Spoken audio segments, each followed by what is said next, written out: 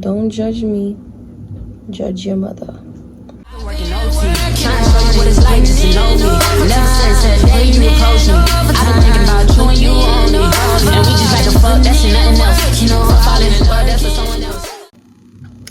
Hey everyone, hola todos, welcome back to another video.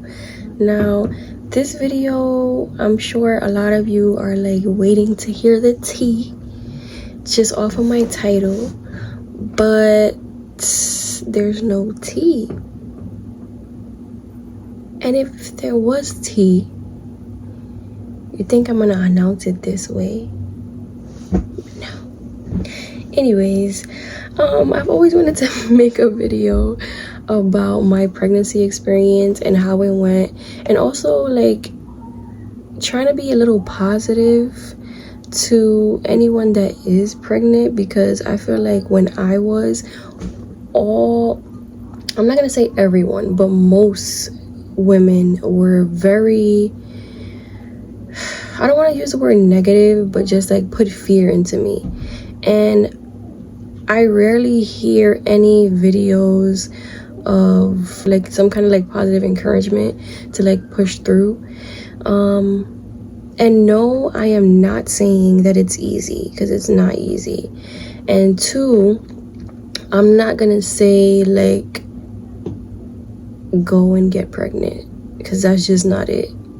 Like, make sure that you're in a stable situation, make sure that you got your coins, because it's expensive, and also just make sure that you're in the right headspace. Anywho, let's get right into this video. Yeah. So first, I was 24 years old when I found out that I was, I was actually 23, because it was like a week before my birthday that like I found out or something. So I was 23 when I found out, and I'm really like, I really don't want to make this video about anyone else involved in this pregnancy, so I'm not gonna mention a few things, but I'm just gonna get to the basics, like how I found out. Like we were good, in a good place, from my point of view, and we were just I was just like scrolling on my phone, he was scrolling on his phone, but you know, I have an app, and I opened up the app and I realized like I was late, and I am someone that had a very regular period, at least before Madison, and I rarely ever was late. So I just said I'm gonna take the test, went to the bathroom, took the test, it was positive. I shared the news with him, and I was ready to just move forward. So if anyone knows, like when you are pregnant or you have like a pregnancy test, you do have to make an appointment with the doctor, with your doctor. That's when they confirm it, and due to your last period is when they determine like your due date. And that's when everything becomes real. So like at that appointment, like I believe, I don't know if it was that appointment or the following appointment, but I got like a paper and it told me like my due date, all that stuff. But basically, I really had like strong feelings towards this person, and yes, it was it was a short amount of time that we were like with each other, but in that moment it just felt like it was going to be for the long run. If anyone knows me, they know I'm not gonna just have a baby with a person that I don't have no feelings with, no connection, or I didn't see a future with. Let's start off by that. So I thought that it will be like something that would be for for the long run, someone I will be with for a very long time, just off of our vibe and how we connected and all that stuff. Unfortunately, it did not happen that way. I'm fine with that. I'm sure like that person is fine with that too, you know, whatever. And I was excited, but I'm not gonna lie, like throughout my whole life I've been wanting, or like I've been the child that's like don't want to do wrong, and I was very fearful to tell like certain family members just because I didn't want them to view me differently. And it was kind of tough, but not like, you know. My mom says she already knew. Her theory is because, I mean, like, I like pickles, okay? But she's seen me eating the pickles out the jar. And she said, I having a grandchild? And I denied it at that time. I said no. And she was like, So when I finally had the conversation with her, she said, yeah, I already know. And I was just like, but I will say that the first two people that knew that I was expecting is her godmother, Angela, and my sister, Jamila. So, Angela and I worked in the same classroom, so like, you know, everything, like every morning if we felt any kind of way, we talking about it, like we trust each other that kind of way. I was very emotional. I was just like so she knew. Now Jamila, me and her went to go eat, and after we ate, we was walking and I threw everything up and I said, Jamila, I gotta tell you something. And she was just like, I already know. Because she was like, there's no way that you're just throwing that up. You're not even like, I don't just be randomly throwing up. So she kind of knew. The person I was scared to tell the most was Pops. And he shocked me with like, I had everyone, like my siblings and my mom there, like, please, like, let's have this family meeting. And you know, like, you know, it came out and I said, you're gonna be a grandpa. And I was burning up inside, like, oh my God. But then his reaction was like, what? He was like, hi, that's what's up. and that response was not what I was expecting, but since day one, he's been very, very supportive, and he loves being a grandpa. So, yeah. One thing I was not, I guess, ready for was like all the doctor's appointments. So first I think it's like a monthly, no, not monthly.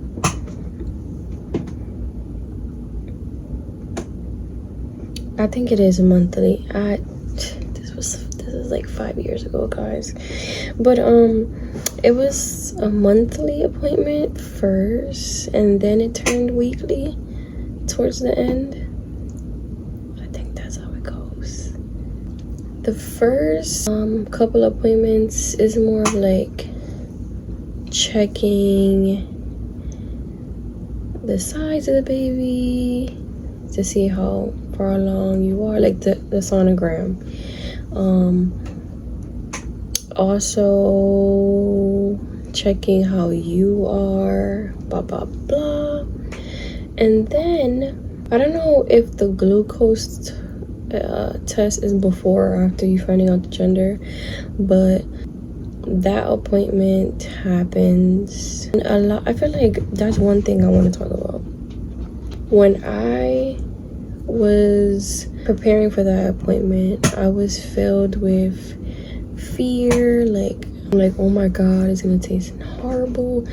Everyone says that it's the worst test that you're gonna take. Again, fear. Like, throughout the whole pregnancy, everyone is just like, it's just too much. So when I got there, I took it. I understand everybody's taste buds is different, but the way that you guys had me thinking this was gonna taste, it was not that. It was not that at all. I drank it, took the test, blah blah blah. It was not that serious. It was not that serious at all. Aside from that, oh, I believe like if you throw up, whatever, like what you have to drink, you have to drink another one and do the test all over. I would recommend you trying to keep that down. Throughout my pregnancy, I was dealing with a lot of depression just because things were not going well in my relationship, and I did not expect to be dealing with that. Like, never in a million years did I think that I was going to be a single parent, or even like single most of my pregnancy. I did not think that at all. It happened. It is what it is. Boom boom boom. But I'm just letting you know that I did deal with a lot of depression during that time, and I also missed out on a lot because there was things I wanted to do, like gender reveal, what is it called when they put the belly casting. Yes. I wanted to do belly casting, maternity shoots, all that extra stuff. But part of it was because of depression, and the other part of it was because of everything I was going through, and also people not showing up the way they should have in certain situations. Me finding out the gender did not go as planned. My friends wanted to throw me a gender reveal party. Due to certain reasons, I did not move on with that. And I ended up finding out with my sister at an appointment that I was having a girl, and my sister might not know what that meant to me or how special that moment was for our sisterhood, for our relationship. But I would always appreciate her for joining me in that appointment. A lot of people think that morning sickness is only for the morning, and that you only deal with it for like a short amount of time. That it was not true. It's not true in my case, because I dealt with morning sickness first trimester and third. I had a little bit of a break the second trimester, but I would literally throw up every morning before work. And prior to me getting pregnant, I don't think I really was late like that. But during my pregnancy, I was late all the time. And I'm sure managers and whoever was in charge was probably getting tired of that or not understanding. But no matter how early I left, no matter what the situation was, I will always have to throw up before going into work. Not only did I throw up before work, but on my way home. And a lot of people don't know this, but one time I was coming home and I felt nauseous, and sometimes I couldn't stand being on public transportation, so I would Uber it home. And I was in an Uber, I was really close to home, and I felt myself wanting to throw up, but I also had to pee at the same time. And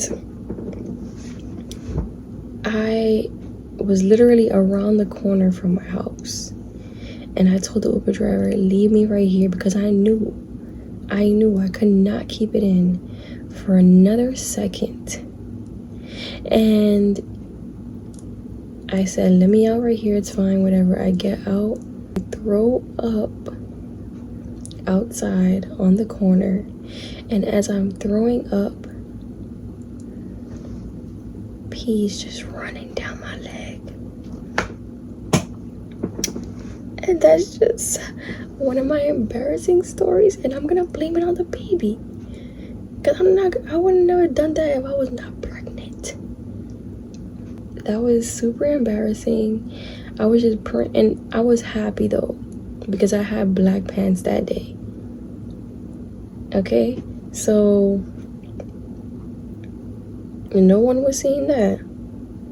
So I called my mom and I tell her, Mom, turn on the shower, I'm coming up the block right now. I just beat up myself. I just couldn't. And she was like, oh my god, you know, exaggerating. Anyways, but yeah, that's just how it was. You know, I mean, anyone knows that bladder is not your friend during pregnancy. But other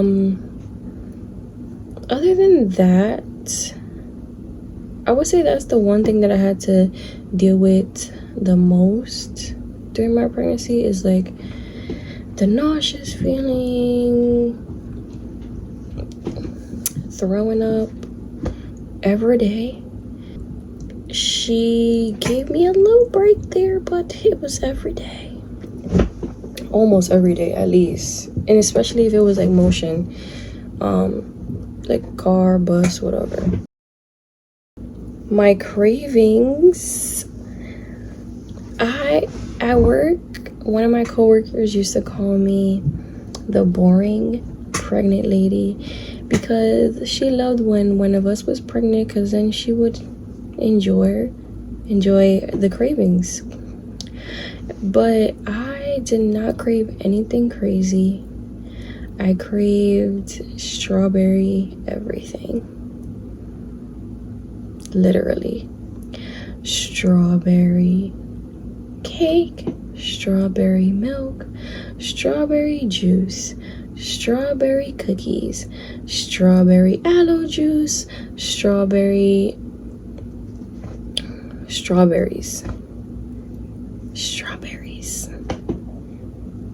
everything, strawberries.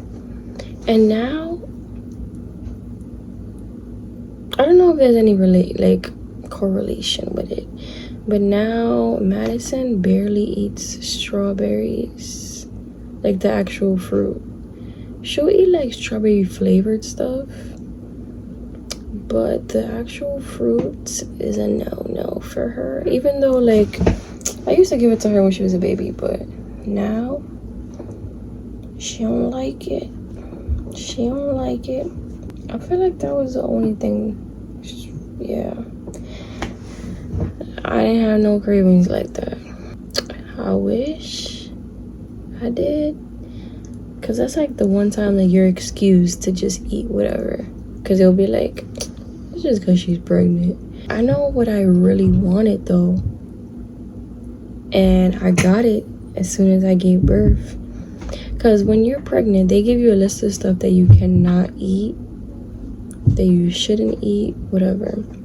And one of them was deli meat. And the crazy thing is, prior to being pregnant, I did not crave deli meat like that prior to being pregnant, but them telling me I couldn't have it for some reason made me want it more. And as soon as I gave birth, that same week, I said, give me my honey glazed turkey with everything on it. So one thing I was not prepared for exactly was the mucus plug. So when you're about to, like when your body is getting ready to get into labor and all that stuff, your mucus plug comes out, and I was not ready for that. Like, I went to use the bathroom, wiped, and I'm like, what the fuck? I was like, oh my god. And then I start panicking, like, does this mean the baby's coming right now? Like, what? But no, I want anyone that is expecting right now, the first time, mother, relax, breathe. If your mucus plug comes out, make sure you jot that down, let your doctor know. Just start to be aware and understand that your body is getting ready to put you into labor, but it does not happen right away. If your mucus plug could come out a week before you give birth, it could come anytime before that. So don't panic, none of that. I thought I was gonna have an April baby, and my due date was around my brother's birthday. So I'm like, oh cool, April babies. And asked me if she came April. No, she decided, let me stay in mommy's belly until May.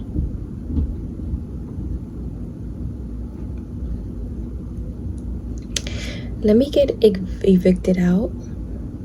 Let me get evicted out. Because even though my due date was April 25th, she didn't come until May, but she was forced out.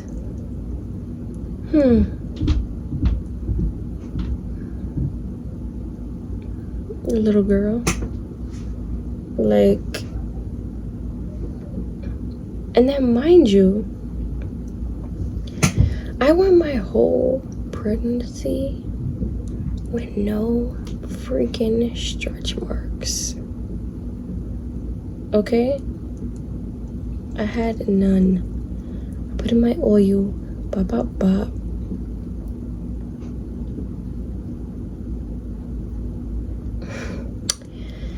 That last week, boom, the stretch marks come.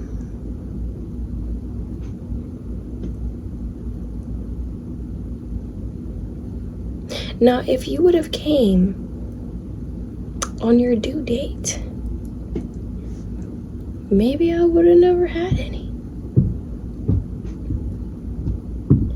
But you decided, let me stay in there one more week. Ba-boom. And here's stretch marks, Mom. They're light now. They're light stretch marks, but like, I could have done without.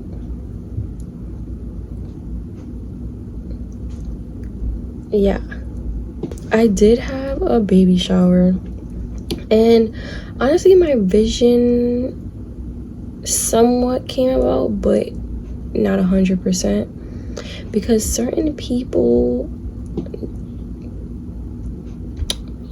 kind of pissed me off that day. Things didn't execute the way it should have. I had 2 outfits too, and because people were taking their sweet time, I didn't get to switch, you know, because I had my dress on that I was coming out with, then I was gonna switch into my like overalls, blah blah blah, dance, boom boom boom, but time was ticking and I didn't have time for that. So I didn't really go, you know, as planned, like outfit wise and stuff, but I enjoyed my family, my friends, my co-workers came. We had a good time. We danced, ate food. It was a good little vibe. Could have been a little better, but we learned. A lot of people might be like, oh, your theme was whack. Oh, your theme was not for a baby. Does it look like I give two no, I do not. I really don't. And then the crazy thing is, after I did that, there was a lot of either celebrities or like influencers at the time that I seen do that same thing. And it looked cute. So to each his own. Don't judge me, judge your mother. I was able to do the 3D, is it 3D, 4D, whatever it's called,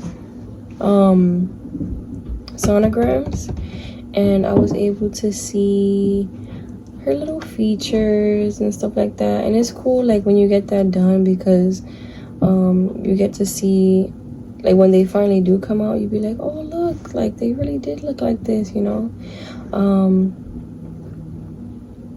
I think in that moment, I already knew that she was gonna favor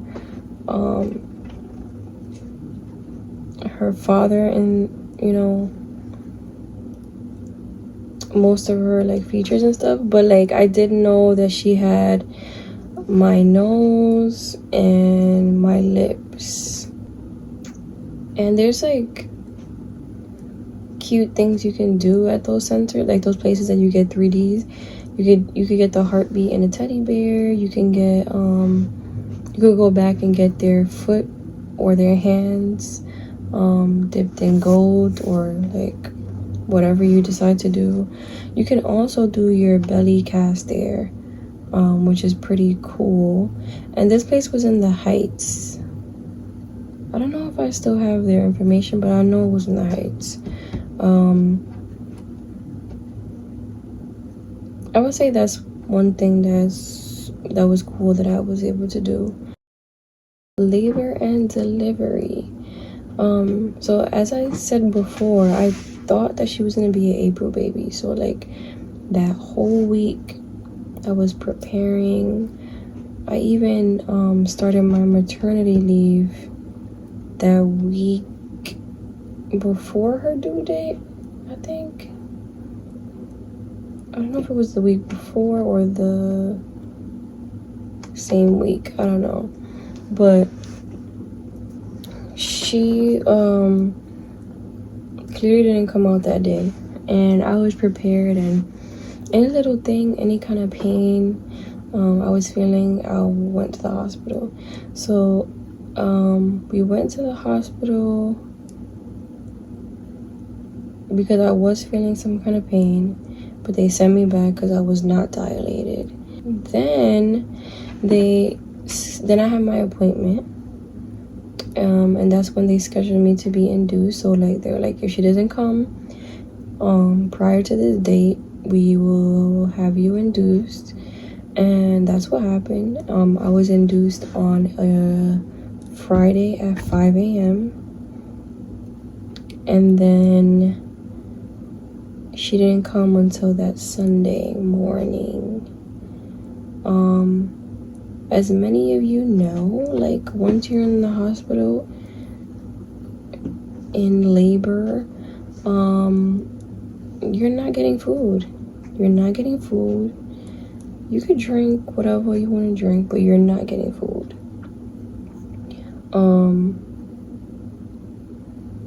I don't think that I had the most support in the hospital room that I wanted. There was many times that I felt alone that weekend, even though I wasn't alone, if that makes sense. I do wish that things were a little bit different. I can say that when it was time for them to induce me, they did it with a balloon.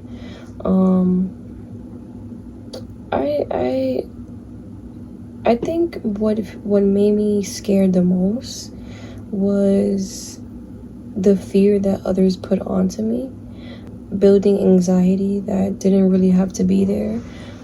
I feel like if I didn't have those things in my head, then my anxiety wouldn't have been that high.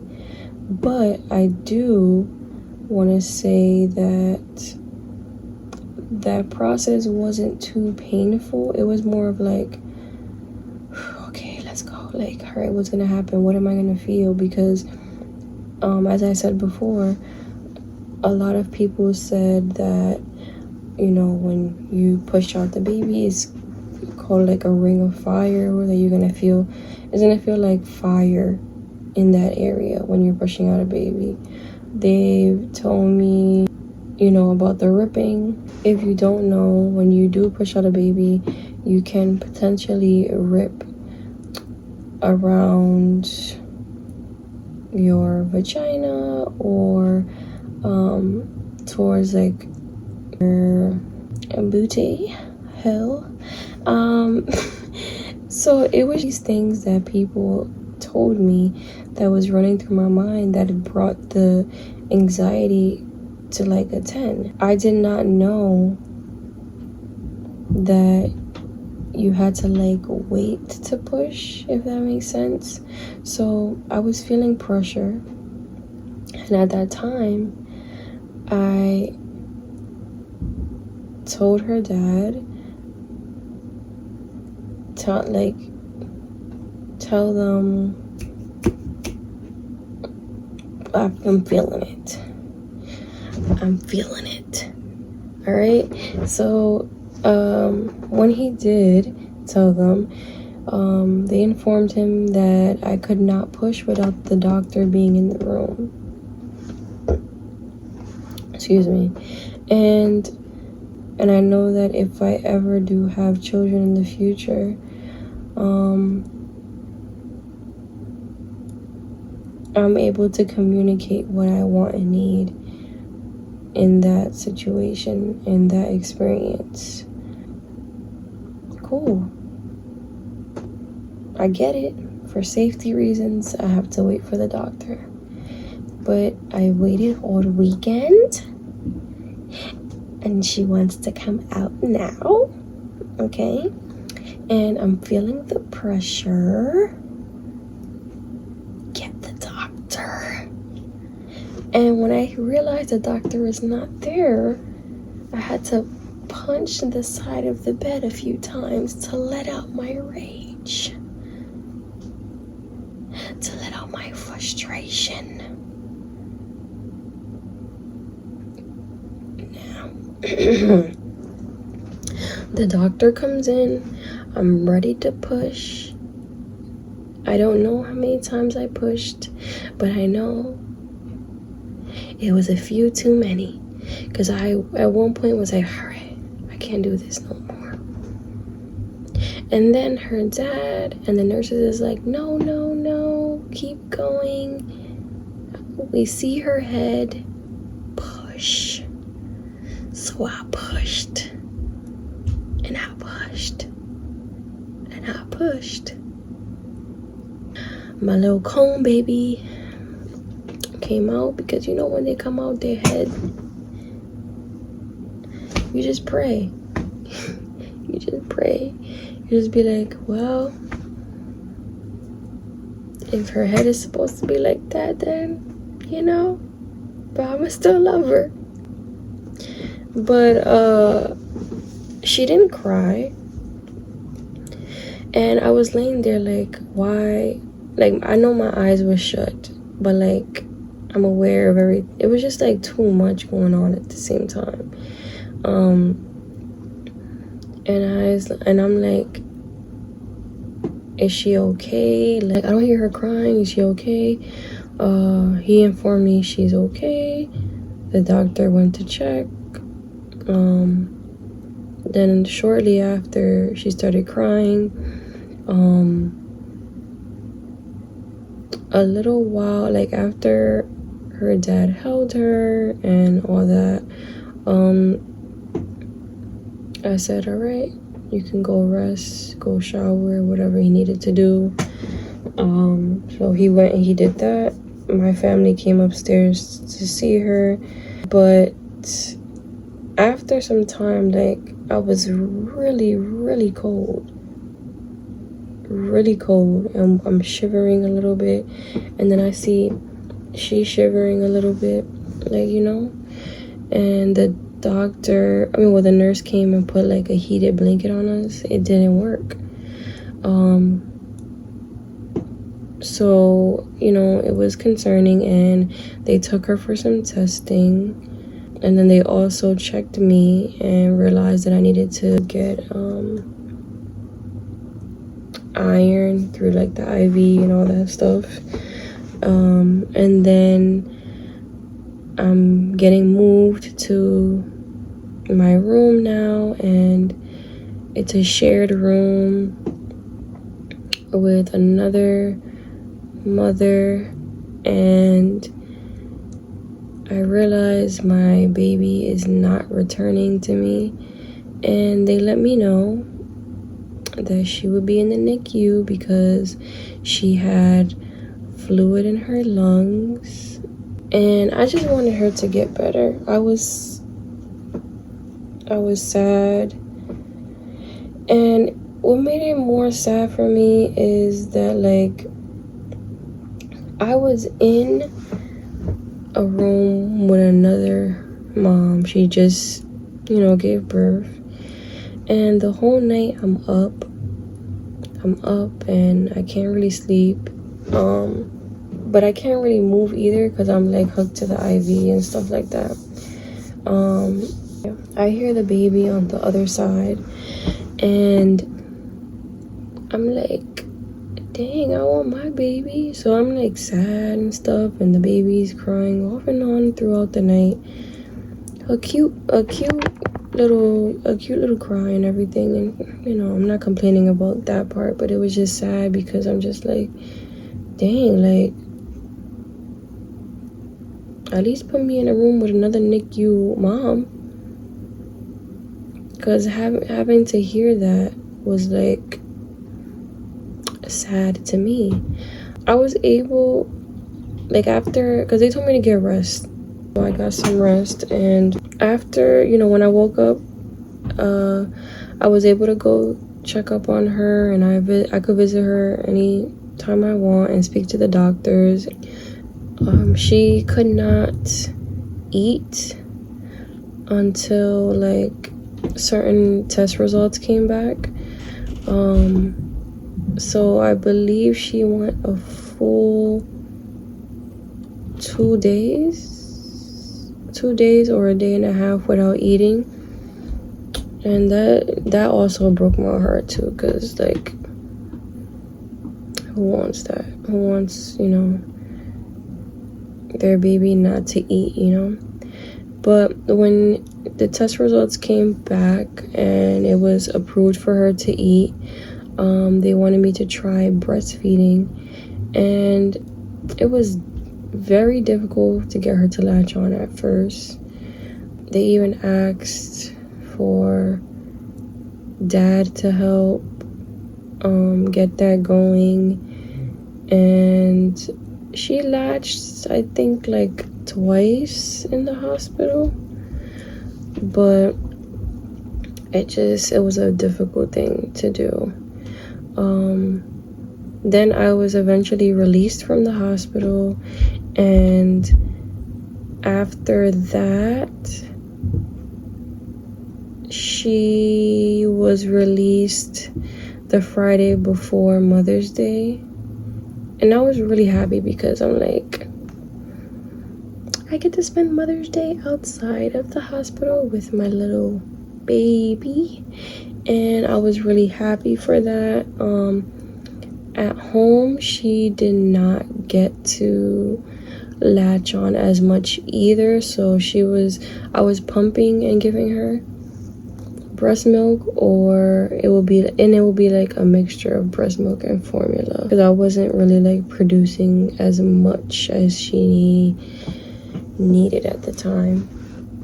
Anyways, I just wanted to make that video on my pregnancy journey, and I know that I didn't really get into too much details, and it's just because I don't want to give power to those that don't need it. And I don't want to bring any attention to anyone that may get negative attention if I do. And I kind of just wanted to make it like a little simple video just about what I experienced, what to expect and stuff. Well, what everyone might want to know is, would I ever do it again? And the answer is yeah, because I feel like I need a read. I literally made that decision right after I pushed her out. I was like, oh, okay, I could do this again, because you think that it's gonna be this big thing and you're gonna be in crazy pain forever, you know, or whatever, and it's not. The contractions, this is what I always say, the contractions is what makes you like, what? But pushing out the baby feels such like a relief. It's just like, okay, like, thank you.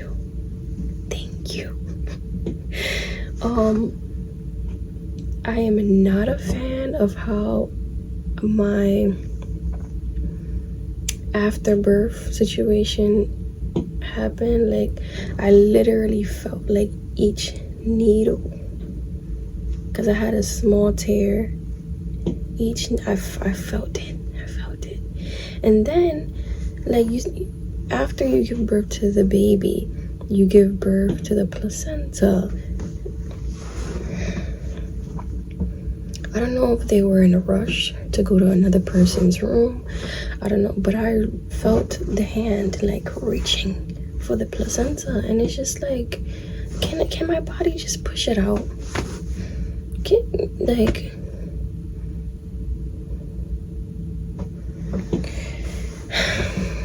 Anyways, yeah, so I just want to say thank you all for watching this video. I really do appreciate all of your support.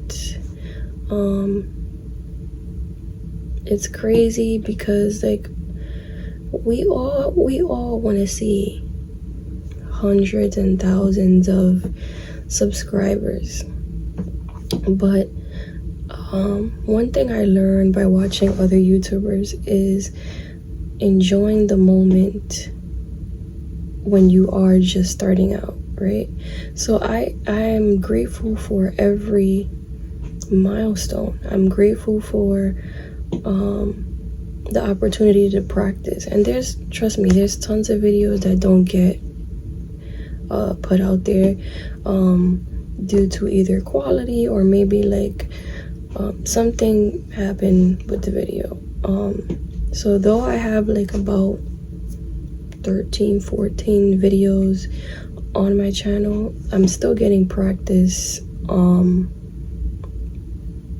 even with the videos that don't make it on the channel. And I do want to say that I'm very grateful because I started with maybe 16-18 subscribers, and guys, I'm at like 44 now. And I know you guys are probably like 44, like, okay, whoop-de-dee-doo, but like that's 44, and it's just gonna get bigger and bigger and bigger the more that I'm consistent, the more that I continue to just put my all into this channel. I just want to say thank you to all of the new subscribers. I really appreciate it. I know that I spent my whole life being super shy, not really talking, and I don't think I've really found my voice when I was younger. But I had so much in here. I had so much that I wanted to say, so much that I wanted to express, and I probably only expressed it like with family and like close friends. But I know that I have a voice for a reason. I know that there's a reason why I'm here. Whatever is my purpose in this life, for some reason I feel like I keep hearing like it's your voice. So you're gonna save someone with either one of your stories, or you're gonna probably encourage someone in the future. Whatever it is, I know that my voice is needed. I don't know for what reason right now, but I know that I have to keep going. I really feel it in here that something I'm gonna say one day is gonna impact someone, and that's very important to me. So again, thank you so much for subscribing, watching this video, and your support. Thank you so much. Bye guys.